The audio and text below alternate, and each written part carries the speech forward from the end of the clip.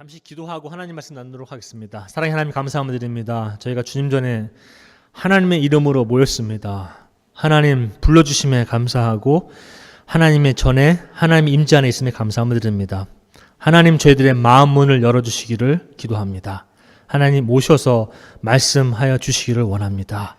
저희에게 들을 귀를 허락하여 주시옵소서. 듣고 이해하는 데 끝나지 않게 하시고 그 말씀이 우리의 삶에 나타나서 우리의 삶이 바뀌어지는 은혜가 있기를 또한 기도합니다. 예수님의 이름으로 기도합니다. 아멘. 오늘은 하나님의 말씀을 이제 나눌 텐데 오늘은 이제 시편입니다. 시편은 참 솔직히 말씀드리면 설교하기가 쉽지 않습니다. 저한테는 일단 제가 시를 잘 몰라요. 여러분들 아시겠지만 조금 재미를 붙여가는데 시를 제가 조금 약합니다. 그래서 시편은 전부 다 시거든요. 그래서 이해하는데도 조금 어렵고 저한테는 그리고 시편은 무슨 신학을 딱 규정해 놓은 것도 아니고 그래서 시편은 저한테 조금 어려운데 오늘 이번 그 렉셔너리라고 아시는지 모르겠지만 이제 매주마다 성경을 3년 사이클로 이제 정해놔요. 그래서 3년 동안 이제 사이클을 돌아가면 거의 성경 한 7-80%를 커버를 합니다. 근데 오늘은 이제 이렇게 여러 가지로 다 읽는데 오늘 사도행전도 있고 여러 개 다 있는데 오늘은 이제 이번 주에는 읽다가 시편을 읽다가 이거 내가 한번 시도를 한번 해봐야 되겠다. 너무 좋다. 그래서 제가 마음을 먹고 한번 잡아봤습니다. 제목은 여러분들이 예상하신 대로 좀 특이합니다. 항상 공간 만들기. 제가 한번 연결을 한번 시켜보도록 하겠습니다. 다음 페이지 주세요. 이분 아시는 분 손 들어보세요. 이분 아시는 분. 이거 손은 안 들어도 다 아시는군요. 유명하신 분이죠. 돌아가신 지 몇 년 되셨죠?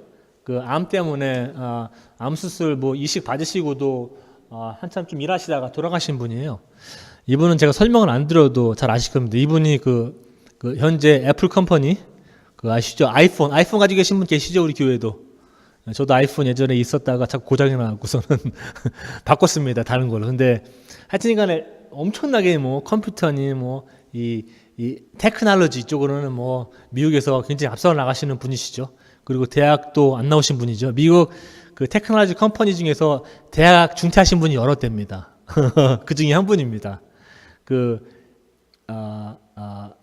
빌 게이츠 그분도 대학 중퇴하시고 그리고 델 컴퍼니 델 아시죠? 컴퓨터 그 마이클 델도 중퇴. 이분도 중퇴. 다 중퇴.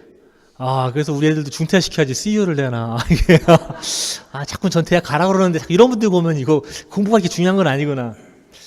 이분이 대학 다니실 적에 그 오레곤에서 대학을 다니셨는데 그게 캐톨릭 대학 같아요. 거기서 이제 멍크가 이제 수도사인데 수도사 교수님이 가르치는 클래스가 하나 있었습니다. 우리나라 말로 얘기하면은 서예 해보신 적 있어요? 서예?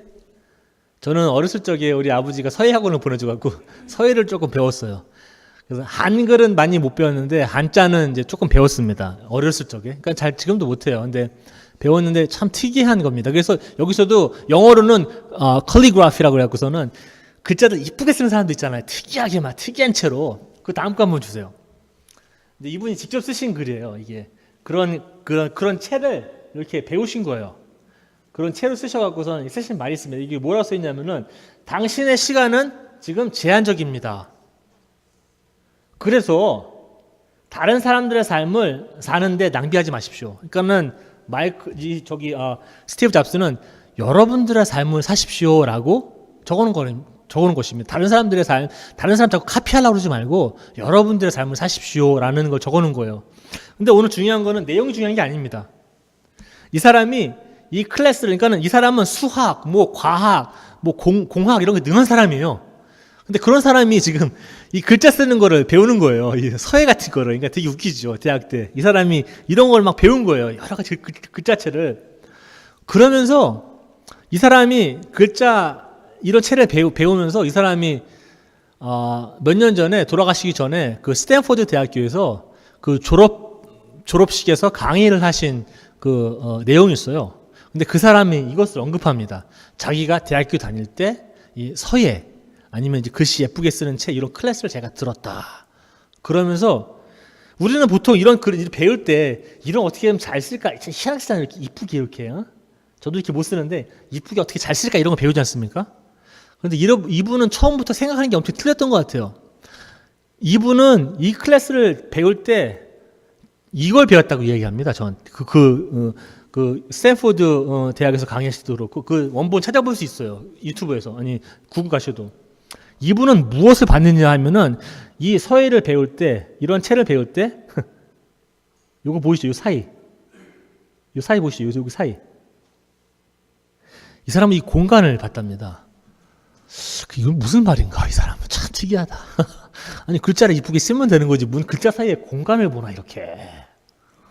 뭐 글자가 뭐 다 붙어 있으면 이해하기도 힘들 거 아닙니까? 제가 볼 때는. 그래서 이 사람은 공간을 봤다. 해서 그러면서 하여튼 간에 그 나중에 그 애플 컴퓨터 만들고 뭐 저기 소프트웨어 만들 때 아름다운 글씨체가 많지 않습니까? 그 안에. 이제 그거를 이제 이 사람이 처음 만들고 그리고 마이크로소프트 빌 게이츠가 이걸 베꼈다라고 얘기합니다. 공간을 봤답니다. 이 사람은. 공간은 무엇인가? 오늘 시편 4편을 보면서 잠깐 나눠보도록 하겠습니다. 어떤 공간을 제가 이야기하는 건가?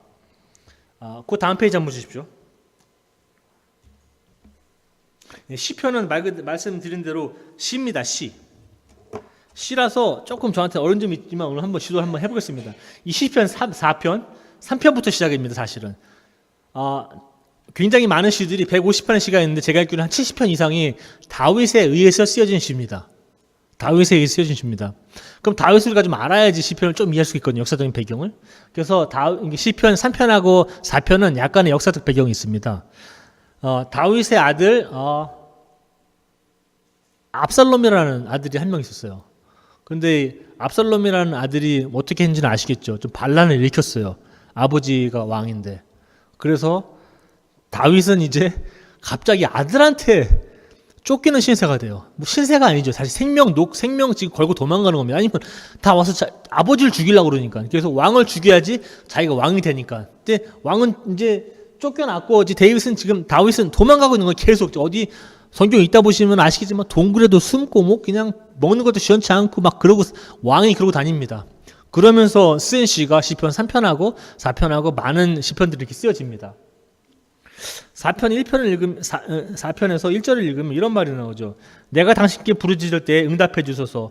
나의 의로우신 하나님, 내 근심을 덜어주시고 나에게 은혜를 베풀어 주시고 나의 기도를 들어주소서. 사실상 내가 부르짖을 때 그냥 조용히 기도하는 건 아닌 것 같아요. 부르짖을 때 얼마나 절망적이고 고통스러웠으면 내 아들이 나를 죽이러 오는데 아들이 지금 아버지를 죽이러 오는 겁니다. 내가 인생을 어떻게 살았나 이런 생각도 들었겠죠. 그러면서 그냥 도망 다니니까는 절실하게 기도했겠죠. 그리고 절망도 있었겠고 고통, 곤란, 뭐 걱정, 곤경, 괴로움, 고충 제가 단어 다 적어봤어요. 생각나는 것대로. 얼마나 이 사람이 절실했으면 내가 주님께 부르짖을 때 내 기도를 좀 응답해 주셔서 나를 좀 살려주옵소서라고 기도하는 겁니다. 나 좀 죽지 않게. 내 아들이 나를 죽이러 옵니다. 적이 죽이러 오는 게 아니라 내 아들이 죽이러 오는데 그 상태에서 내 생명을 살려달라고 이야기합니다. 영어로는 그 distress라는 단어를 사용해요. When I was in distress. 내가 이러한 distress, 이러한 말 그대로 절망과 고통과 곤란함과 괴로움과 고충 중에 있었을 적에. 근데 여러분은 언제 그 distress, 어떤 상황 때 그런 감정을 느끼십니까? 여러분들이 고난당하시고 고통당하시고 고충당하시고 정말 절실하게 기도하시는 때 정말로 괴롭고 공경에 처해있고 어떤 상황이라고 생각하십니까? 한번 해보십시오. 저도 그런 상황을 한번 생각해보면 대부분의 제가 다녔던 그런 상황들은 제가 특별히 할 수 있는 옵션이 많이 없어요. 제가 선택할 수 있는 게 많이 없어요. 다 선택해봤어요. 근데 일단 안 됩니다. 그러니까는 사실상은 어떤 이런 코너 같은 데 몰린 상태예요. 저는 코너를 있잖아요. 몰린 상태예요. 그리고 나의 적이라는 사람들이 옥죄어 오죠. 막 나를. 그럼 저는 이제 자꾸 저 코너에 숨게 됩니다. 그럼 코너에 들어가면 움직일 공간이 많이 없어요. 내가 이렇게 움직일 수 있는 여력이 많이 없습니다. 그런 상태가 지금 다윗입니다. 계속 도망갑니다. 도망갈수록 계속 저 코너에 몰립니다. 압살롬한테. 그래서 꽉 조여 있는 꽉 조이는 어떤 상황에 지금 처해 있는 거예요. 지금 다윗은. 그리고 2절에 보면 이런 말이 나와요. 사람들이 언제까지 나를 부끄럽게 하려는가? 이 사람들은 누구냐면은 압살롬을 따랐던 사람들입니다.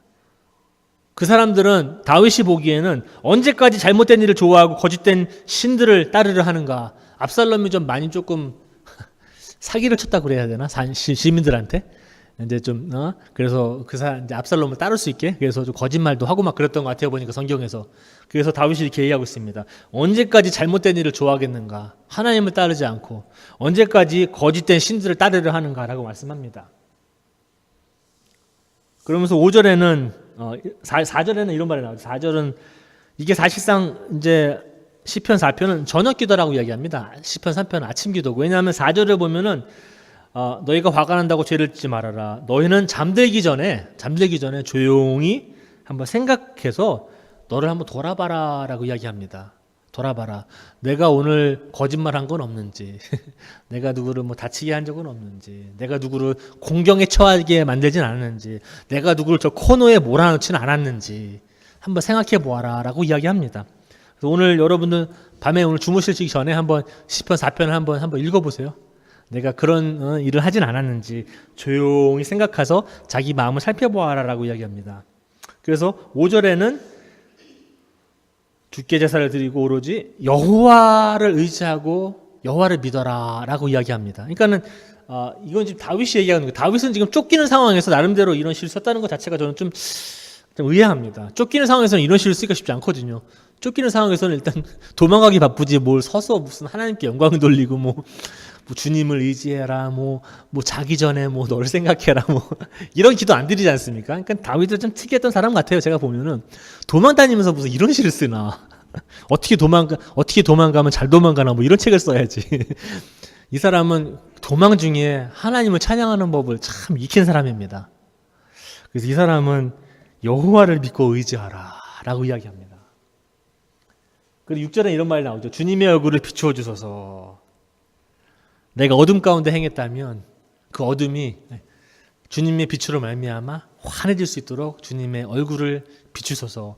그리고 제가 죄를 지었다면 제가 지었던 모든 죄를 다 드러내기를 원하는 참 솔직했던 사람 같아요.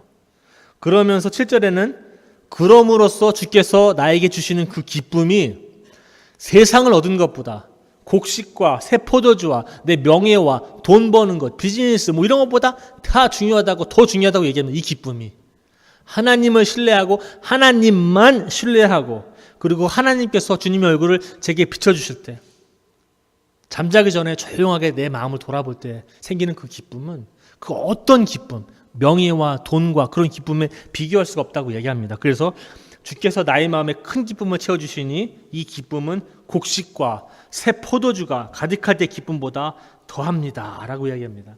그래서 8절에는 내가 평안히 누워서 이제 잠을 자니 나를 안전하게 돌보아 주시는 이는 오직 여호와뿐입니다. 그렇겠죠. 자다가도 죽을 수 있거든요. 지금 다윗은 자다가도 지금 죽은 상황입니다. 자기의 위치가 탄로나면 뭐 끝이죠. 도망가도 뭐 도망갈 수도 없겠죠.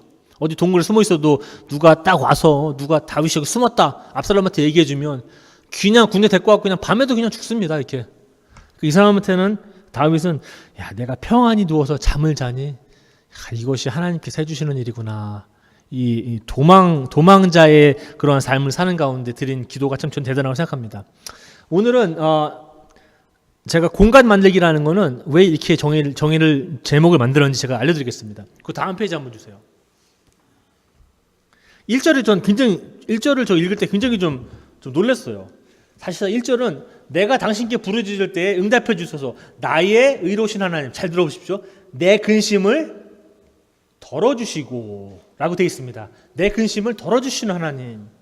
근데 이게 저는 여러분들 아시겠지만 이런 게 있으면 저는 좀 찾아봐요.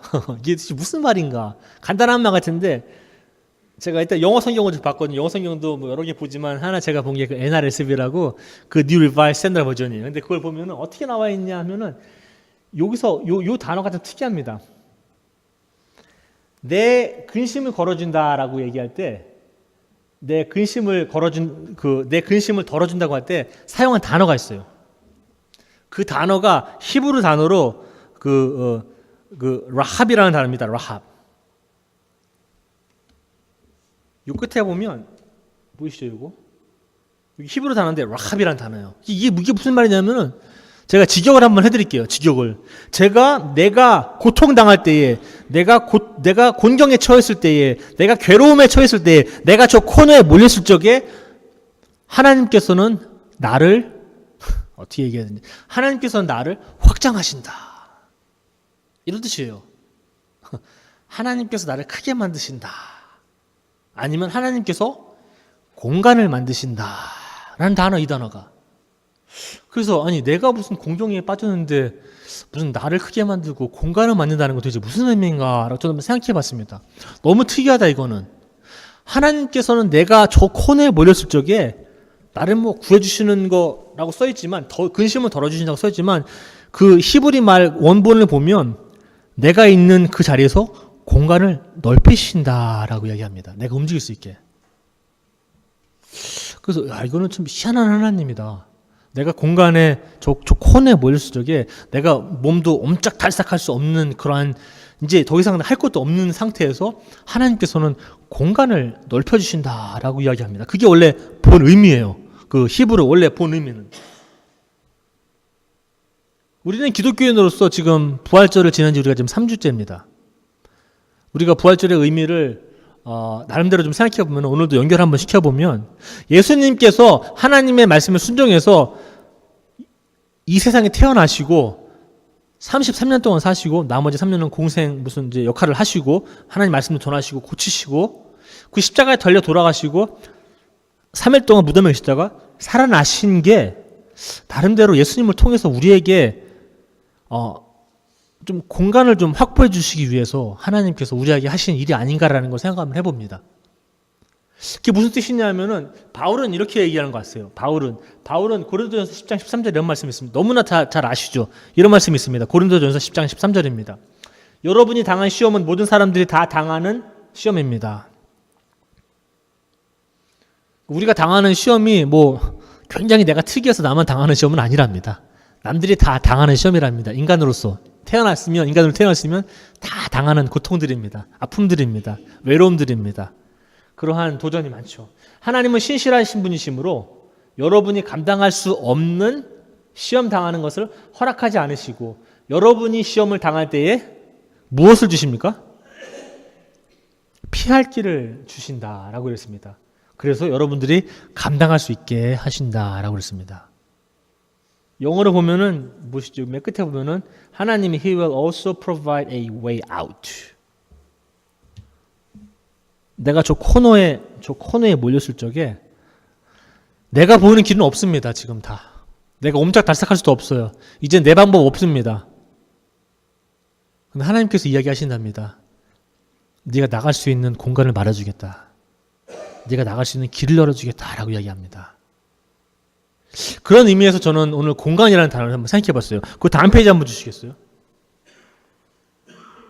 그러면은 하나님께서는 우리를 위해서 그런 공간을 만들어 주셨어요. 그게 무슨 공간이냐면은 구원의 공간을 나름대로 허락하셨습니다. 나름대로는 그 은혜의 공간을 우리에게 만들어 주셨어요. 그 용서의 공간을 만들어 주셨습니다. 나름대로 우리의 치유의 공간을 허락해 주셨어요. 예수님을 통해서 말미암아. 그럼 우리도 하나님이 그런 공간을 우리한테 허락해 줬다면 우리도 하나님을 섬기는 입장에 있어서 나름대로 하나님을 닮아가려고 애쓰지 않습니까? 왜냐하면 우리 하나님의 그러한 형상대로 지어진 사람들입니다. 그럼 이게 하나님의 속성이면은 이런 속성이 우리한테도 있지 않을래나 한번 생각해 봅니다. 그러면 그 속성 중에 하나가 공간을 만드는 속성이라면 우리도 그런 공간을 만들어야 되지 않나라는 생각도 해봅니다. 그래서 생각해 보면은 우리의 그러한 관계 속에서 내가 공간을 만들어줘야 될 사람이 누가 있는가? 아니면 우리 가족 속에서 내가 어떤 공간을 만들어줘야 될 사람이 있는가?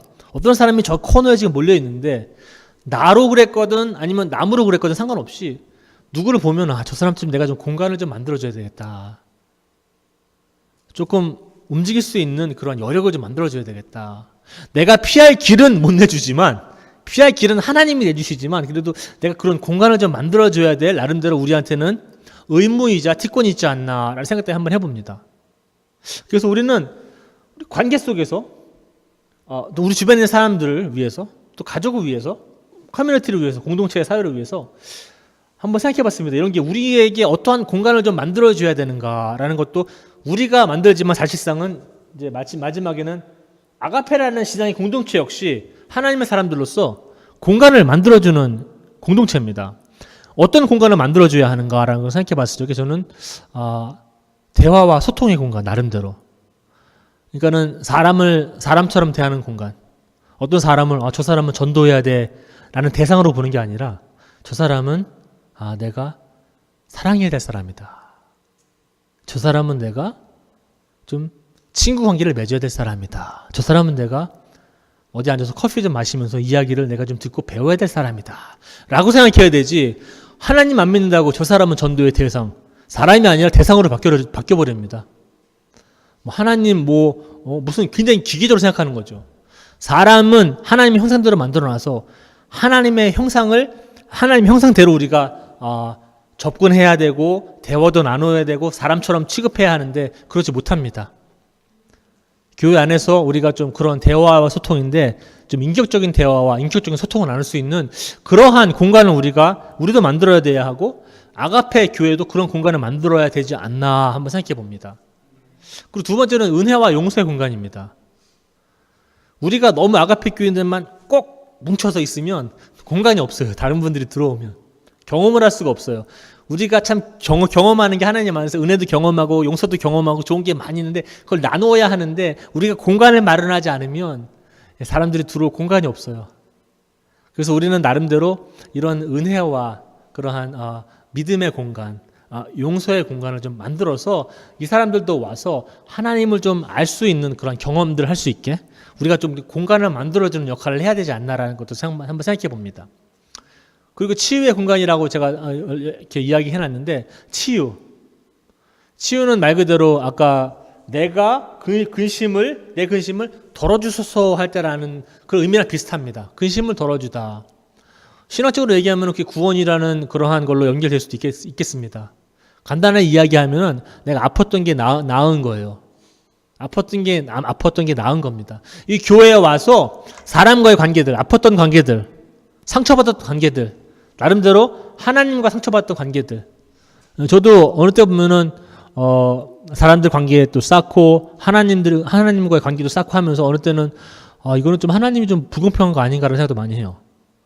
이거는 저 사람 분명히 틀렸는데 저 사람이 틀렸다고 얘기 안 해요.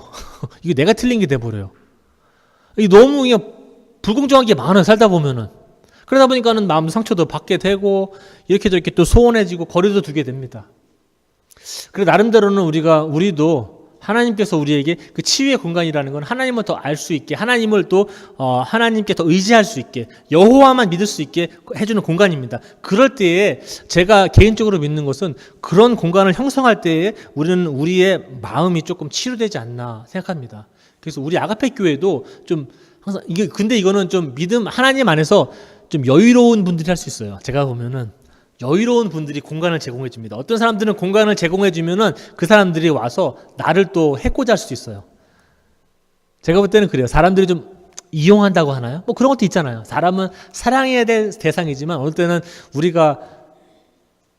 내가 원하는 것을 얻기 위해서 사람을 이용하기도 하죠. 참 아픈 현실입니다. 하나님께서 예수님을 통해서 우리를 치유해 주신 것처럼 그런 공간을 허락해 주신 것처럼 저희도 나름대로 우리 아가페 교회도 여러분들도 개인적으로도 그렇고 우리 신앙 공동체적으로도 그렇고 우리가 이 교회에 오신 분들이 나름대로 그런 치유의 공간에 들어오실 수 있도록 우리가 이렇게 좀 인바이트 좀 하고 초대도 하고 그래서 이곳에 오시면은 나의 마음이 편하다. 내가 치료받을 수 있겠구나. 내가 저 사람들과 관계 속에서 이제 사람들을 나름대로 좀 적게 보고 하나님만 볼 수 있게 아가페 교회에서는 아가페 신앙 공동체에서는 하나님만 볼 수 있는 그런 공간을 좀 만들어 주는구나 라는 거를 좀 제가 볼 때는 했으면은 그 다음은 이런 것들이 대화와 소통, 우리 인격적으로 서로를 대하고 내가 하나님을 대하듯이 예수님을 대하듯이 서로를 대하고 그리고 저도 여기서 뭐 목사라는 그러한 위치를 갖고 있지만 저는 이제 나이 드신 분들은 항상 제가 부모님 대하듯이 저보다 나이가 조금 드신 분들은 뭐 형님처럼 좀 누나처럼 아니면 좀 나이가 좀 저보다 조금 적으면 동생처럼 아니면 무슨 조카처럼 저 대하려고 그럽니다. 항상. 왜냐하면 그렇게 인격적으로 그렇게 대화와 소통, 은혜와 용서, 치유의 공간들 이런 것들을 그런 공간들을 만들어줄 수 있는 것 자체가 사실상 우리가 하나님 안에서 하나님만 바라볼 수 있다는 나름대로 표식입니다. 그럼으로써 우리는 나름대로 예수님의 이런 표식, 우리가 하나님을 따르는 사람이다. 예수님을 따르는 사람이다. 기독교인으로서 우리는 이제 성숙한 나름대로 기독교인으로서 표시를 하는 것이 그런 공간을 만들어주는 것이 아닌가 생각해 봅니다. 내 근심을 덜어주시고 하나님께서는 여러분들이 개인적으로 뭐 가족 관계에서 또한 다른 사람들의 제3자의 관계에서 또 일터에서 또한 때로는 이 신앙의 공동체에서도 그런 문제가 발생합니다. 이슈가 발생하죠. 여러분들 그런 어려움에 봉착했을 적에 항상 남을 나보다 낮게 여기시고 항상 남들에게 공간을 먼저 만들어줄 수 있는 그러한 여러분들 신앙이 좀 성숙한 신앙인이 되시기를 제가 오늘 좀 간절히 좀 부탁드립니다. 그래서 오늘도 그 4장 1절 읽으면서 주님 제가 고통에 처했을 때에 제가 고난에 처했을 적에 하나님께서는 여러분들에게 공간을 베풀어 주십니다. 그 공간 은혜의 공간이고 구원의 공간이고 내 관계가 회복되어 있으면 그런 공간들입니다. 저는 여러분들의 삶도 그런 여유적으로 하나님을 바라보실 때에 그러한 좀 믿음의 여유를 가지고 좀 이렇게 공간을 좀 만들어 주시는 그러한 개인들도 되시고 그리고 교회 안에서도 여러분들 서로들 보시면 제가 어제 밤에 기사를 하나 읽다가 엊그저께 미시간에서 이런 일이 벌어졌다고 하더라고요. 그 어느 고등학생이 잠을 늦게 자다가 버스를 놓쳤어요. 스쿨버스를. 그래서 이제 엄마는 차도 없고 좀 가난한지 잘 모르겠어요. 근데 그 흑인 학생입니다. 그래서 이제 버스를 놓쳤으니 어떻게 합니까? 학교까지 걸어가야 되는 거 아닙니까? 뭐 미국에서 학교가 가깝지도 않고 한참 걸어가야 되는데 얘가 스쿨버스만 타고 다녀보다 보니까 학교 가는 길을 모르는 거예요. 그러다 보니까 한 중간에 가다가 이제 이제 어느 집에 들어가서 문을 두드리고 이제 어디로 가야 되는지 학교를 물어보려고 문을 두드렸어요. 문을 두드려갖고 이제 어떤 백인이 나온 것 같아요. 그 여자분이 나오시면서 갑자기 이 흑인한테 소리를 빡 질렀대요. 그리고서는 그 남편이 갑자기 엽총을 들고 나오더니 총을 쐈다는 거예요. 세상에나. 근데 다행히도 그 학생 죽지 않은 게 총은 그 옆에 안전장치가 있거든요. 자물쇠를 풀지 않고 일단 쐈답니다. 그러니까는 일단 얘는 안 죽고 도망간 것 같아요. 그 자물쇠를 풀고 또 쏜 것 같아요. 근데 그걸 쏜 사람이 또 무슨 소방관이랍니다. 거기서. 그걸 보면서 오늘도 설교 생각해 보면서 이게 누가 내 공간에 들어온 거 너무 싫어한다. 물론 거기에는 잘 모르겠지만 조사를 많이 해봐야 되겠지만 뭐 인종이라든지 여러 가지 또 다른 요소들이 들어갔겠죠. 고등학생이 누가 집에 문을 두드려서 학교를 어디로 가야 되는지 물어보는 그런 상황에서 총을 쏘는 그런 상황입니다. 참 공간이 너무 우리가 만들어주지 않는다. 백인은 흑인들한테, 흑인은 백인들한테, 서로들한테 최소한 우리는 하나님을 섬기는 사람으로서 아가페 교회가 하나님의 사랑을, 아가페라는 하나님의 사랑을 전달하는 그러한 신앙의 공동체로서 묶인 그러한 공동체로서 별거 아니지만 저는 여러분들한테 오늘 또 부탁드리고 싶은 것은 한번 생각해 봅시다. 하나님께서 나에게 어떤 공간을 허락하셔서 내가 하나님을 섬기게 됐는가? 하나님께서 나를 어떻게 치료하셨는가? 하나님께서 내게 어떻게 은혜를 베푸셨는가? 하나님께서 내게 어떻게 용서를 하셨는가? 어떻게 하나님이 나를 구하셨는가? 라고 생각해 보시고 나도 하나님처럼 사람은 구하지 못하지만 내가 최소한 저기 김 집사님한테 저기 박 집사님한테 뭐 권사님한테 아니면 이 성도님한테 저 성도님한테 내가 오늘 좀 공간을 좀 확보해 줘야 되겠다. 전화도 걸으시고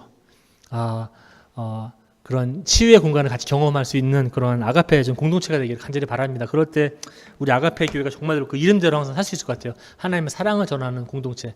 그래서 마지막은 하나님께서 여러분들에게 공간을 만들어 주셨듯이 여러분들도 우리의 가족 관계, 교회 관계, 또한 또한 지역 사회에서도 하나님의 공간, 예수 그리스도를 통해서 경험하는 하나님의 공간들, 은혜와 믿음의 공간들, 사랑의 공간들, 용서와 치료의 공간들, 대화와 소통의 공간들을 조금 만들어줄 수 있는 그 믿음의 여유, 그리고 하나님만을 바라보실 때 그러한 공간이 저는 만들어진다고 생각합니다. 그러니까 하나님만을 제발 바라보십시오. 그러면 이런 공간도 제가 볼 때는 자연스럽게 형성이 돼서 아가페 교회가 뭐 사람이 뭐 북적북적거리고 저는 그런 거 원치 않아요. 저는 이런 공간을 아가페 교회가 만든다라고 생각하면 사람들이 보고 아가페 교회 가면 내가 정말로 대화를 할 수 있구나. 소통을 할 수 있구나. 저 사람들은 나를 뭐 성금을 내는 기계로 보지 않는구나. 아가페에 가면 내가 정말로 와서 손을 잡아주고 치료를 받을 수 있는 공간이구나. 내가 이곳에서는 정말로 하나님의 은혜를 개인적으로 경험할 수 있는 공간이구나. 라는 것을 저는 알려주고 싶습니다. 사람들한테. 그런 의미에 있어서. 그러면 저는 아가페 교회는 굉장히 건강한 교회가 됐다고 생각합니다. 여러분들도 사람도 건강하고요.